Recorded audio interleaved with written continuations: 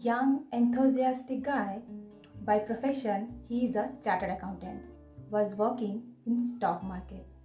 Once he decided to be an entrepreneur, to make big money. And to start his entrepreneurial journey, he quit his fat salaried job. And a dramatic gesture, he threw his CV on his friend's face and told him, "Burn my CV. I don't need it anymore." And he started his first startup with great energy and full of hope. But the startup failed. So what? With great enthusiasm, he started his second startup. But the result was same. Back to back, he experienced total 3 failed startup, and in result, he had to face a failed relationship. Now this entrepreneur is totally depressed and broken, and he was living his days only on his morning breakfast. Once he was not able to find any reason to wake up next morning. Then he decided to quit his life. And when he was about to commit suicide, suddenly lights went off. He had no clue what to do next. He took 3 steps back and suddenly remembered the word of his elder brothers. That brother, whenever you get stuck up with the question, what next, read random. In his dark room, somehow he could manage to get a random book. And he put his phone's flashlight on and he started reading. And this book taught him when you avoid problem or challenge in life, then the problem becomes bigger than you and it takes control over you. And when you face the problem that you must face, then you become bigger than the problem and gain control over it. Then he decided to face the monster of his life. That was a failed entrepreneur within him. Then he found only one way to face the challenge of his life. That was to read as many books as he can. And to find the why of his life, to find the reason to wake up next morning, he started reading the book Start With Why, written by Simon Sinek. He read thousands of books. Few months ago, during his interview, when someone asked him, "How many books do you read in a day?" He answered, "It is like asking a fish how much water does she drink in a day." And years later, based on his reading experience and to inspire people read more books, he wrote a book named 7 Habits of Highly Effective Readers. This is the book, The 7 Habits of Highly Effective Readers. This book inspired us to read more books and convince us that how easy it is to make reading as an integral part of our daily routine. And throughout the book, author has ruled out many myths about reading and introduced fresh, new and easy trick, not rule. And according to me as a reader, it is a guidebook for those who wants to cultivate their reading habit and through which they want to thrive in their life. Purchase details given in the description box. Hello readers, I am Srashi, welcoming you all in Learnings from Booklet. In today's video, I am going to share with you 3 points from the book The 7 Habits of Highly Effective Readers. I have already implemented these 3 points, and having implemented 3 points, I am thoroughly enjoying my reading journey. So let's know some new approach about reading. Problem number 1. Having read 10 pages of a book, we get bored. Then don't want to continue reading that particular book. Then we feel guilty and label ourselves as I am not a good reader. I also face this same problem, but the author says there is nothing called good reader or a bad reader. There is only a reader or a non-reader. And while reading a book as a reader, we are not entering into any contract or promise with the author that if we fail to read a book till the last page, we will blame our capability. Imagine you are attending a seminar or watching a TED Talk on YouTube. The speaker starts speaking, just wandering off the topic, not coming to the point. We are getting bored. Then what do? we watch another speaker, or we take break from the seminar. But the same person, when he or she writes a book, we feel that we are bound to read from the first page, from the last page of this book. We have to understand word to word. Just because the medium of the knowledge has been changed, we look at it in a different way. It is not all our fault or responsibility to read the book completely. The author has the responsibility to keep us engaged with that book so that we read it.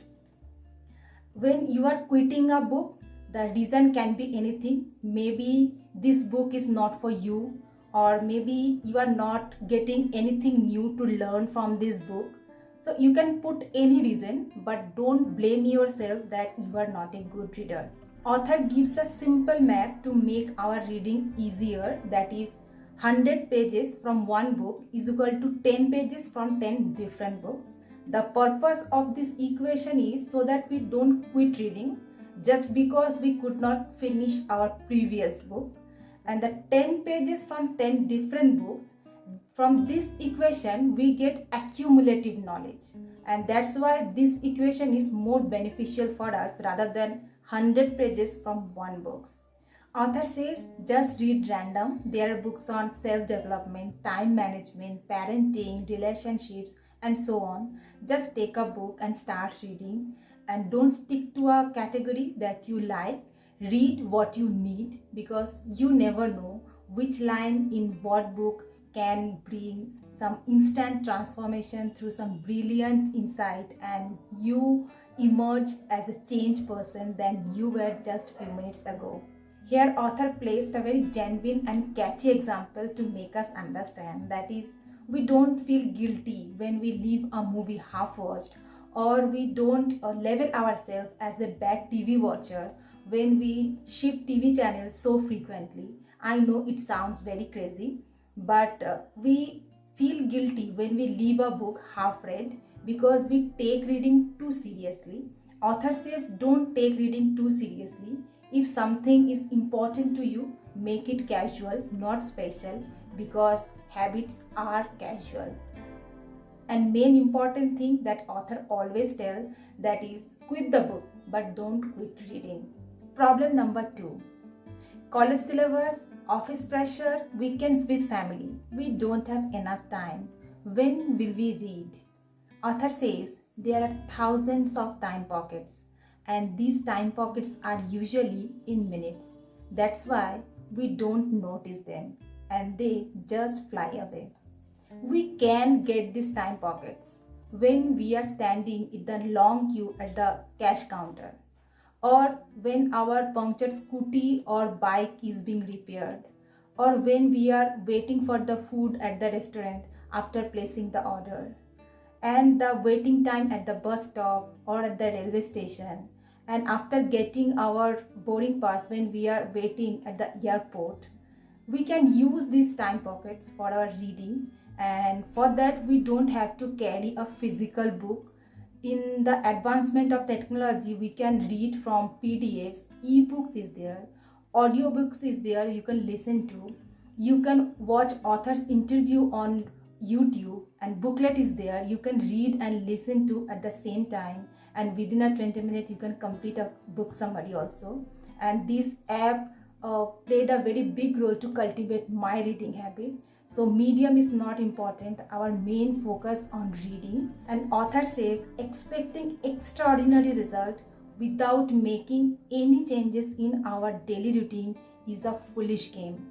We can't change our life, but we can change our days. And how we spend our days is how we spend our life. So it is not only filling the time pockets, it is all about bringing the positive changes in our life. Problem number 3. We don't remember everything what we read. To solve this problem, author tells that we don't have to retain whole book in our mind. Just read the book and take the big idea from that book that you learned, and discuss this idea with your friend, family and colleague. Here author gives his personal experience when he was asked the question, which book you are reading nowadays, by his school friend. Author purposely did not mention the name of this book. Instead, he said, "You know what? There is an idea from that book that blew my mind." Then the friends become very curious and he asked, "So what's the idea?" Then author started very passionately. Like, we all believe that passion means doing something we love, something we enjoy doing it. But the author of this book is saying totally opposite. The origin of the word passion comes from a Latin word pati, that means suffering. You have to suffer a lot in order to be passionate. A person has to sacrifice all the immediate pleasure and put his emotion, effort, and time into a skill, cause, or mission. Then he becomes so good at it that we can't ignore them and we call them as passionate. And when we are discussing about the big idea with anyone, that time we are achieving two things. Number one, we are revising the idea that we have learned and reinforcing them into our long-term memory that will help you to remember for a long time. And number two is we are motivating that person so that they read that book. And next time we will have a great discussion about that idea. A study shows that in a day we speak at least 7,000 words, is equal to 30 pages of a book. Eleanor Roosevelt, the author of If You Ask Me, where she wrote, "Small minds discuss people, average minds discuss events, and great minds discuss ideas." So if anyhow we speak 7,000 words in a day, so it is better that we become little conscious about our words. And when we are getting tempted to take part in a gossip or talk about others, that time we can discuss about a big idea, and this is a win-win situation to thrive in our life also. And those people are working on their communication, they take these big ideas as a topic of their discussion, and that's how they will gain their confidence and knowledge too. And we must remember the book and its ideas are alive when they are in our mind and in our heart. And yes, in the beginning of this video, I did not mention the name of the author of this book, The 7 Habits of Highly Effective Reader, who is Mr. Amruth Deshmukh. He is the founder of Booklet app, the mission Make India Read. And you promise me that you will use this trick to improve your reading habit, and let me know in the comment section. A quote from this book that has opened my eyes. If we were truly busy in our life, Facebook should have been a big flop. Nobody is busy in life. It's all about priorities. So start reading, keep learning, and thanks for watching.